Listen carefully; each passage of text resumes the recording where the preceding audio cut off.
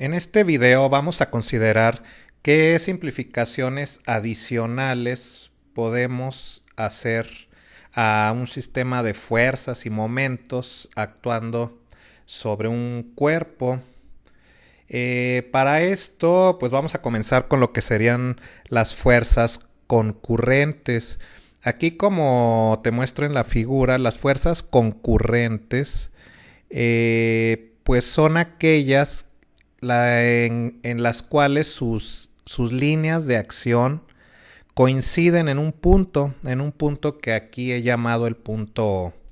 Entonces, estas fuerzas concurrentes se pueden simplificar en una sola fuerza resultante, como se ve en la figura de la derecha. Y además tienen la característica de que no van a ejercer un momento resultante respecto a este cuerpo, ya que al ser concurrentes no van a tener un brazo de palanca respecto al punto de referencia, que es el punto sobre el cual concurren estas fuerzas.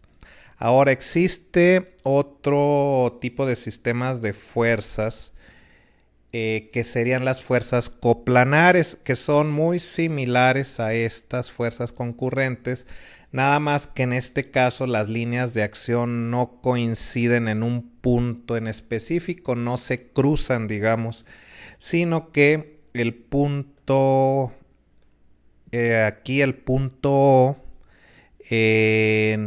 pues es simplemente un punto de referencia, pero las fuerzas no concurren en ese punto. Y en este caso sí hay un efecto de momentos que haría que el cuerpo tuviera una tendencia a girar si no estuviera en equilibrio por los soportes. En este caso los soportes se están representando por los rodillos en cada uno de los lados de este rectángulo. Ahora, estas fuerzas se pueden reducir a una fuerza resultante actuando en principio sobre ese punto O, que es el punto de referencia que he escogido en este caso.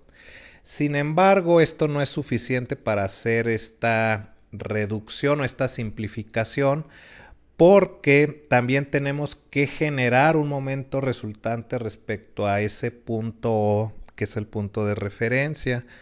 Para esto, lo que hay que hacer, y que se muestra en la figura de abajo a la derecha, es que la fuerza resultante hay que desplazarla una distancia D. Esa distancia D es el brazo de palanca respecto al punto O, y entonces esto nos permitiría tener ese momento resultante solo con la fuerza resultante, y ya tendríamos lo que es una simplificación completa.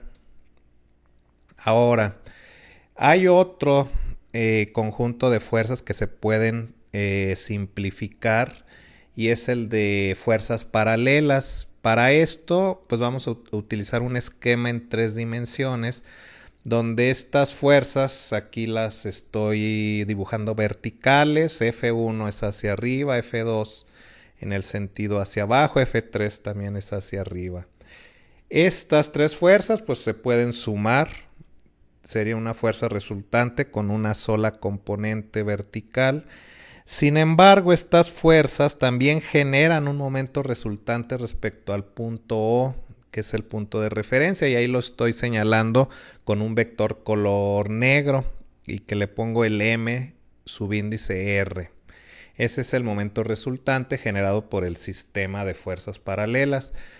Una vez que hemos reducido ese sistema de fuerzas paralelas a una sola fuerza resultante, pues también tenemos que generar ese momento resultante. Si ubico la fuerza resultante en el punto O, no voy a poder generar ese momento resultante. Para esto, debo ubicar esa fuerza resultante a una distancia perpendicular del punto de referencia. Esa distancia es el brazo de palanca. Entonces, ubicando la fuerza resultante a una distancia específica del punto de referencia O, podemos generar el momento resultante respecto a O con una sola fuerza resultante, y esto sería la simplificación de fuerzas junto con el momento que estamos considerando, y que ya tendríamos en este esquema de la derecha. Ahora vamos a ver un ejemplo sencillo de cómo aplicar esta simplificación de fuerzas y momentos. En este caso tenemos aquí un bastidor en forma de L invertida, sobre el cual están actuando tres fuerzas. Hay una de 180 libras a la izquierda, hay otra fuerza de 70 libras hacia abajo y una fuerza inclinada de 300 libras. Esa fuerza de 300 libras tiene asociado un triángulo de catetos para que podamos descomponer en sus componentes, como lo hacemos regularmente con los vectores. También tenemos las cotas y dimensiones de este bastidor. ¿Cuál es el objetivo? Reducir este conjunto de fuerzas a una sola fuerza resultante y ubicar esa fuerza resultante en un punto en un lugar más bien respecto al punto O, de tal forma que se genere el mismo momento resultante que generan el conjunto de fuerzas originalmente. Otro requerimiento más es que la fuerza resultante debe estar sobre el eje Y. Si vamos a requerir que esté sobre el eje Y, entonces tenemos que averiguar a qué distancia la ponemos respecto al punto O para que tengamos ese momento resultante igual al que originalmente se genera con el conjunto de fuerzas que pongo en rojo.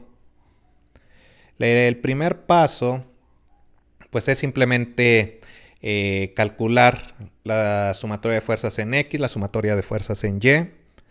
Es lo que muestro aquí en la parte superior. Ambas son fuerzas con un signo negativo, es decir, a la izquierda y hacia abajo, de acuerdo al marco de referencia que tenemos en el dibujo. Esto pues nos permite tener un vector fuerza resultante con su primer componente de menos 360 libras y la segunda componente, que es la componente vertical, que sería de menos 310 libras.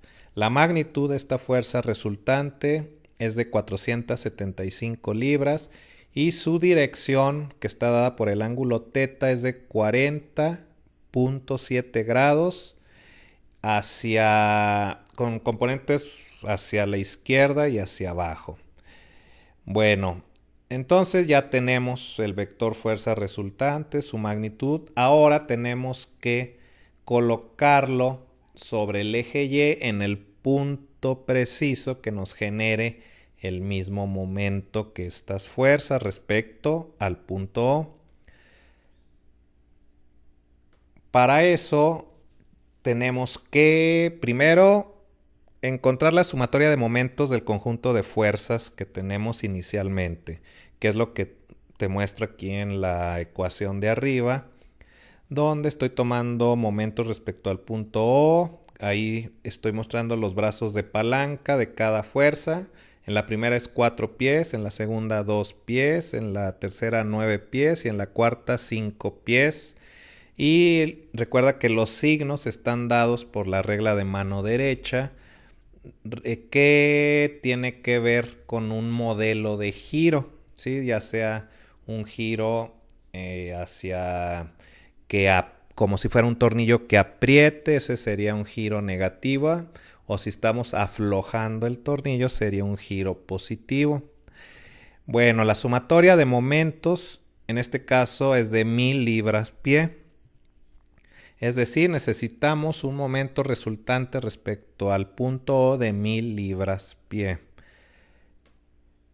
Y aquí te muestro cómo sería ya la condición final con la fuerza resultante sobre el eje Y, que está a 40.7 grados hacia abajo, hacia, digamos, abajo del eje X. Y bueno, nos resta averiguar esa distancia Y, que sería el brazo de palanca respecto al punto O, para que esa fuerza resultante nos genere las 1000 libras-pie de momento.